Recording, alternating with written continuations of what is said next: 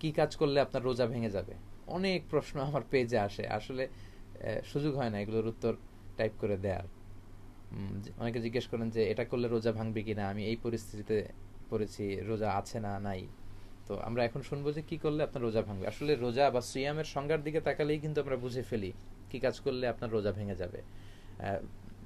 রোজা বা সিয়ামের সংজ্ঞা হচ্ছে আসসাওমু হুয়াল ইমসাক আনিল আকলি ওয়া শুরবি ওয়াল জিমাই মিন তুলুইল ফাজরি ইলা গুরুবি শামসি মা আন-নিয়া। সকাল থেকে সন্ধ্যা পর্যন্ত নিয়ত সহকারে খাওয়া, পান করা এবং স্ত্রীর সাথে অন্তরঙ্গ মেলামেশা থেকে বেঁচে থাকার নামই হচ্ছে সিয়াম। তো এই সংজ্ঞার ভিত্তিতে আমরা বুঝতে পারি যে আপনি যদি ইচ্ছা করে খান, ইফ ইউ ইট ইন্টেনশনালি, ইচ্ছা করে যদি কিছু খান আপনার রোজা ভেঙে যাবে। ইচ্ছা করে যদি কিছু পান করেন, দ্বিতীয়ত আপনার রোজা ভেঙে যাবে। এবং আপনি যদি ইচ্ছা করে ফিজিক্যাল ইন্টারকোর্স করেন,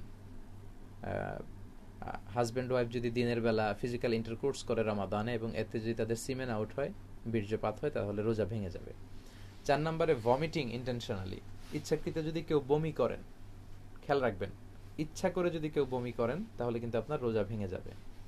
5 নম্বর হচ্ছে আল ইস্তিমনা, মানে হচ্ছে মাস্টারবেশন, বাংলায় যেটাকে বলে হস্তমৈথুন।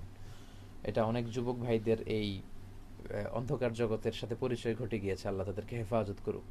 এই মাস্টারবেশন এটা বড় ধরনের একটা কবিরা গুনাহ, ইস্তিমনা। যদি হস্তমৈথুনের মাধ্যমে কেউ বীর্যপাত করে, সিমেন আউট করে, তাহলে কিন্তু তার রোজা ভেঙে যাবে। 6 নম্বর হচ্ছে আল হিজামা, কাপিং, শিঙ্গা লাগানো। শিঙ্গা লাগানো সুন্নত, বিষ্ণু ইসলাম শিঙ্গা লাগাতেন। শিঙ্গা হচ্ছে এক ধরনের কাপ লাগানো, যেটা দেহে লাগালে দেহের পচা রক্ত, দূষিত রক্ত বের হয়ে যায়, আপনার দেহের যে পেইন, ব্যথাগুলো ভালো হয়ে যাবে আর কি। তো এতে অনেক পরিমাণ রক্ত বের হয়। চায়ের কাপের কাপ পরিমাণ যদি রক্ত দেহ থেকে বের হয়ে যায় তাহলে আপনার রোজা ভেঙে যাবে। সর্বশেষ হচ্ছে স্মোকিং। যারা স্মোক করেন সাবধান, আপনি স্মোক করলে, সিগারেট খেলে কিন্তু আপনার রোজা ভেঙে যাবে। অবশ্যই রোজা অবস্থায় কিন্তু আপনি স্মোকিং করতে পারবেন না, তাহলে আপনার রোজা ভেঙে যাবে। তো এই 7টি কাজ যদি আপনারা করেন ইন্টেনশনালি, ইচ্ছাকৃত, তাহলে কিন্তু আপনার রোজা ভেঙে যাবে। এখন ইচ্ছাকৃত যদি রোজা ভাঙেন তাহলে ওই রোজার জন্য কিন্তু শুধু কাজা করলে হবে না, আপনাকে কাফফারাও দিতে হবে। কাফফারা কি? ইচ্ছা করে একটা রোজা ভাঙলে আপনাকে 2 মাস 60টা রোজা রাখতে হবে। 60, I repeat, you have to fast 60 fasting, you have to offer 60 fasting, অর্থাৎ 60টি রোজা রাখতে হবে। তাও মোতালিয়া, লাগাতার। আপনি কিছু রাখার পরে যদি ভেঙে ফেলেন তাহলে কাজ হবে না, আবার নতুন করে শুরু করতে হবে। কিন্তু আপনি একটি রোজার কারণে যদি 60টি রোজাও রাখেন, রমাদানের রোজার যে বরকত, মাহাত্ম, সেটা কি আপনি পাবেন? কখনোই সেটা আপনি পাবেন না। তো এজন্য কোনো ক্রমেই যাতে ইচ্ছাকৃত আমরা রোজা ভেঙে না ফেলি, এই রোজার বরকত থেকে যাতে আমরা বঞ্চিত না হই। এখন কারো অবস্থা যদি এমন হয় যে রোজা ভেঙে ফেলেছেন, একটা 60টা রোজা রাখা তার পক্ষে কোনোভাবেই সম্ভব না, অসুস্থ, তখন তিনি কাফফারা দিবেন, অর্থাৎ 60 জন মিসকিনকে তিনি খাবার খাইয়ে দিলে হয়ে যাবে। তো দ্বিতীয় পয়েন্টটিও আপনারা আশা করি বুঝতে পেরেছেন। যারা বিভিন্ন প্রশ্ন করেছিলেন আপনাদের উত্তরগুলো আশা করি পেয়ে গিয়েছেন যে কি কি কাজ করলে রোজা ভাঙে। এবার আমি আমার আজকের লাইভের আলোচনার সর্বশেষ পয়েন্টে নিয়ে কথা বলবো, সেটি হচ্ছে things or actions that don't break fasting. এমন কিছু কাজ যেগুলো করলে রোজা ভাঙে না, এবং এটা আজকের লাইভ প্রোগ্রামের সবচেয়ে গুরুত্বপূর্ণ অংশ। আপনাদেরকে খেয়াল করে বুঝে নিতে হবে মাসালাগুলো। কিছু কিছু বিষয় নিয়ে আমরা রমাদান আসলে রোজা রাখা অবস্থায় কনফিউশনে থাকি যে এই কাজটা আসলে করা জায়েজ কিনা, করলে রোজা ভাঙবে কিনা। এগুলো আমরা এখন জানবো যে কি কাজ করলে আসলে আপনার রোজা ভাঙে না। প্রথমত হচ্ছে, আপনি যদি ভুল করে খেয়ে ফেলেন, আনইনটেনশনাল খাবার যদি আপনি খেয়ে ফেলেন, অথবা পান করে ফেলেন, কিছু পানি খেয়ে ফেলেন বা ড্রিঙ্কস করে ফেললেন, আপনি শরবত খেয়ে ফেললেন, সোডা খেয়ে ফেললেন, বেভারেজ জাতীয় কিছু খেয়ে ফেললেন, যদি ভুল করে খান তাহলে রোজা ভাঙবে না। সুবহানাল্লাহ, ইসলাম কত সহজ। রুফিআ আন উম্মতি আল খাতাউ ওয়ান নিসিয়ান, ভুল করে কিছু যদি করে, কেউ যদি ভুলে যায়, ওইটার কোনো গুনাহ ইসলামে নাই। সুবহানাল্লাহ, আল্লাহ কত সহজ করে দিয়েছেন আমাদের জন্য। লাকাল হামদু ইয়া রাব ওয়া লাকাশ শুকর। আপনার অভ্যাস এরকম যে প্রতিদিন ঘুম থেকে উঠেই আপনি এক গ্লাস পানি খান। এখন রোজা অবস্থায় আপনি ঘুম থেকে উঠে এক গ্লাস পানি খেয়েছেন, খাওয়ার পরে চিন্তা হলো, ওরে আমি তো রোজা। আপনার রোজা ভাঙবে না, কারণ আপনি ভুল করে খেয়েছেন। ভুল করে খেলে রোজা ভাঙে না। আপনি ভুল করে যদি প্যাট ভরে গোশত বিরিয়ানি কালিয়া দিয়ে পেট ভরে খাবার খেয়ে ফেলেছেন, এরপরে হঠাৎ করে খাওয়ার পরে মনে হলো ওরে আমি তো রোজা রেখেছি, আপনার রোজা ভাঙবে না, কারণ আপনি ভুল করে খেয়েছেন। বিষ্ণু ইসলাম বলেছেন ফাইন্নামা আতআমাহুল্লাহু ওয়া সাকাহু, কারণ আল্লাহই তাকে খাইয়েছে, সে ভুলে গিয়েছিল। তাহলে ভুল করে খেলে বা পান করলে আপনার রোজা ভাঙবে না। পাশাপাশি জোর করে যদি আপনাকে কেউ কিছু খাওয়ায় তাতেও কিন্তু আপনার রোজা ভাঙবে না। অনেকে প্রশ্ন করে থাকেন যে শাইখ ব্লাড টেস্ট করা যাবে কিনা রোজা রাখা অবস্থায়। আমরা সাজেস্ট করি ইফতারির পরে আপনারা ব্লাড টেস্ট করবেন। ইফতারির পর থেকে 10টা 11টা 12টা পর্যন্ত সিম্পলি হসপিটাল খোলা থাকে। আর কোনো কারণে যদি দিনের বেলা করতেই হয়, ব্লাড টেস্ট যদি অল্প রক্ত নিয়ে করা হয় রোজা ভাঙবে না। এক্ষেত্রে মেজারমেন্ট হচ্ছে কাপিং। সিঙ্গা লাগালে যতটা রক্ত বের হয়, সিঙ্গাতে কমপক্ষে চায়ের কাপের পরিমাণে 1 কাপ পরিমাণ রক্ত বের হয়। তো এই পরিমাণ যদি আপনার ব্লিডিং হয় বা রক্ত নেওয়া হয় সিরিঞ্জ দিয়ে 5-6 সিরিঞ্জ, তাহলে কিন্তু রোজা ভেঙে যাবে। কিন্তু 1 সিরিঞ্জ দিয়ে 2 সিরিঞ্জ দিয়ে যদি কোনো কারণে ছোট সিরিঞ্জ দিয়ে আপনার ব্লাড টেস্ট করাই লাগে ইন কেস অফ ইমার্জেন্সি, এতে আপনার রোজা ভাঙবে না ইনশাআল্লাহ। এরপর অনিচ্ছাকৃত যদি বমি চলে আসে রোজা ভাঙবে না। আমরা আগে বলেছিলাম ইচ্ছা করে বমি করলে রোজা ভেঙে যায়, কিন্তু আনইনটেনশনাল ভমিটিং যদি আপনার হয় এতে আপনার রোজা ইনশাআল্লাহ ভাঙবে না। তারপর নোজ ব্লিডিং, নাক দিয়ে যদি রক্ত বের হয় অল্প হলে রোজা ভাঙবে না, কিন্তু এই কাপ পরিমাণ যদি হয়, মানে as long as it isn't a great amount, খুব বেশি পরিমাণে না হলে ইনশাআল্লাহ রোজা ভাঙবে না। আপনি বন্ধ করে ফেলবেন, নাক ধরে ফেলবেন যাতে ব্লিডিংটা বেশি না হয়। 5 নম্বরে হচ্ছে রিমুভিং টুথস। অনেকের দাঁত ফালানো লাগে রোজা অবস্থায়, দাঁত একটা নড়বড়ে হয়ে আছে, ফাস্টিং অবস্থায় রোজা অবস্থায় আপনার দাঁত পড়ে গেল, তখন যাতে রক্ত খুব বেশি বের না হয়, খুব বেশি বের হয়ে যদি 1 কাপ পরিমাণ, আসলে দাঁত ফালানোর সময় এত রক্ত বেরও হয় না, তো দাঁত ফালানোর পরে আপনাকে ব্লিডিংটা বন্ধ করে ফেলতে হবে মুখে চেপে টিস্যু দিয়ে বা তুলা দিয়ে, ইনশাআল্লাহ রোজা ভাঙবে না। 6 নম্বর কথা হচ্ছে ইনজেকশন। অনেকে প্রশ্ন করে যে শাইখ রোজা অবস্থায় ইনজেকশন নেয়াই লাগছে, ইনজেকশন নেওয়া যাবে কিনা। এটা খুব গুরুত্বপূর্ণ একটা মাসআলা, এটা একটু ভালো করে জেনে নিন।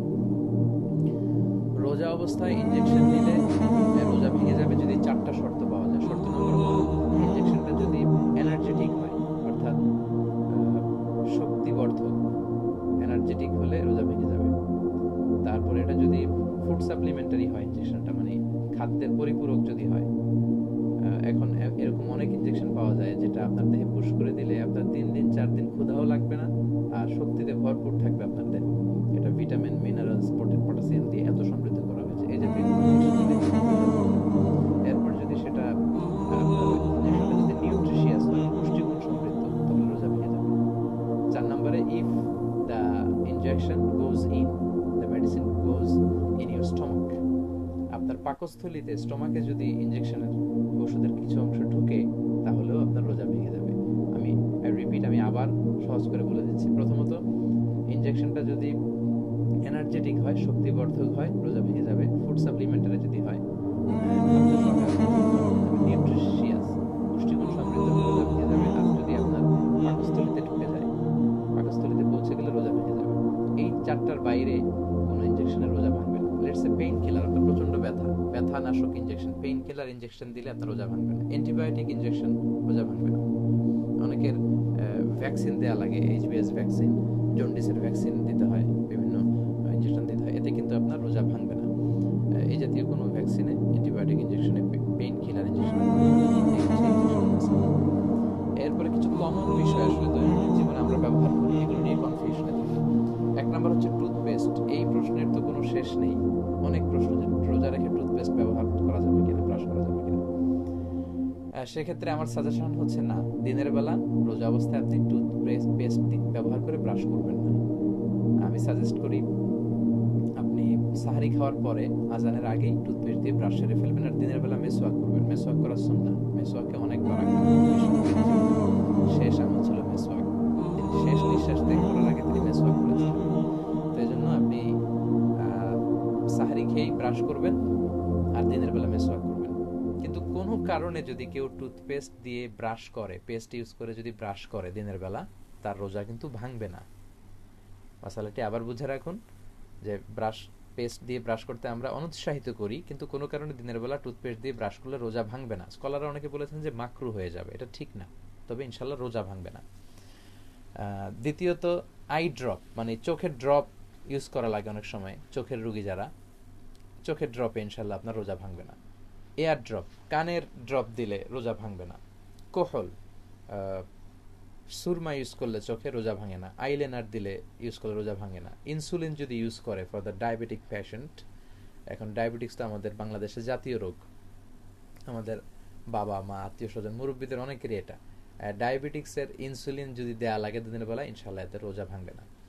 এরপর ইনহেলার ফর অ্যাজমা পেশেন্ট, যাদের শ্বাসকষ্টজনিত রোগ আছে, ইনহেলার এটা যদি লিকুইড হয় এবং পাকস্থলিতে চলে যাওয়ার সম্ভাবনা থাকে তাহলে কিন্তু রোজা ভেঙে যাবে। এছাড়া শ্বাস প্রশ্বাসকে ক্লিয়ার করার জন্য ইনহেলার নিলে রোজা ভাঙবে না।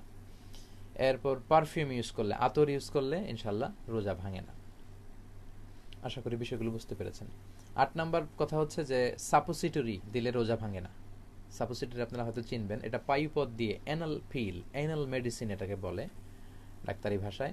পায়ুপথ দিয়ে অনেক সময় ইউজ করা লাগে, পায়খানার রাস্তা দিয়ে ডাক্তার অনেক সময় সাজেস্ট করেন। এটাকে বাংলাদেশে হয়তো ডুস বললে আপনারা চিনবেন, ডুস দেওয়া লাগে অনেক সময়। কোষ্ঠকাঠিন্যের কারণে যদি আপনারা ডুস ইউজ করেন, জ্বরের কারণে ডুস ইউজ করলে রোজা ভাঙে না, কারণ এই ডুস আপনাকে শক্তিশালীও করছে না, আপনাকে এনার্জিও দিচ্ছে না, এটা খাদ্যের পরিপূরকও না, আবার পাকস্থলিতেও তো যাচ্ছে না।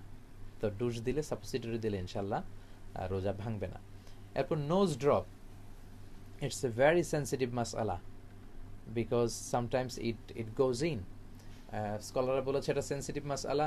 নাকের ড্রপের ক্ষেত্রে বেশিরভাগ স্কলাররা বলেছে রোজা ভেঙে যাবে, কারণ নাকে যখন আপনি ড্রপ দেন এটা টান দিতে হয়, ফলে আপনার গলায় চলে যায় এবং তিতা একটা ভাব, যতই আপনি থুতু ফেলে দেন আস্তে আস্তে এটা পাকস্থলীর ভিতরে চলে যাওয়ার কিন্তু একটা সম্ভাবনা আছে। এজন্য নোজ ড্রপ রোজা অবস্থায় দেওয়া যাবে না, অনেক স্কলাররা বলেছেন রোজা ভেঙে যাবে। সর্বশেষ কথা আমার আলোচনার, সেটা হচ্ছে রোজা রাখা অবস্থায় জরুরি প্রয়োজনে খাবারের স্বাদ নেওয়া যাবে। দিস মাসালা is specially for the cook and chef, যারা রেস্টুরেন্টে কাজ করেন তাদের জন্য। লেটস সে ইফতার মাহফিলে 500 জন লোক খাবে, আপনি বাবুর্চি বিরিয়ানি রান্না করছেন, তো সেক্ষেত্রে যদি ঝাল খুব বেশি হয়ে যায় বা লবণ খুব বেশি হয়ে যায় তাহলে 500 জন রোজাদার ভাইয়ের কষ্ট হবে। সেক্ষেত্রে আপনি খাবারের কিছু অংশ জিহ্বার অগ্রভাগে, মানে জিহ্বার সামনের অংশ দিয়ে আপনি একটু স্বাদ নিয়ে দেখলেন যে ঝাল এবং লবণ ঠিক আছে কিনা, সাথে সাথে থুতু ফেলে দিয়ে আপনি কুলি করে ফেলবেন, ইনশাল্লাহ এতে আপনার রোজা ভাঙবে না। তো সম্মানিত সুধী, দীর্ঘ সময় আপনাদের সাথে মাসালাগুলো নিয়ে আলোচনা করলাম।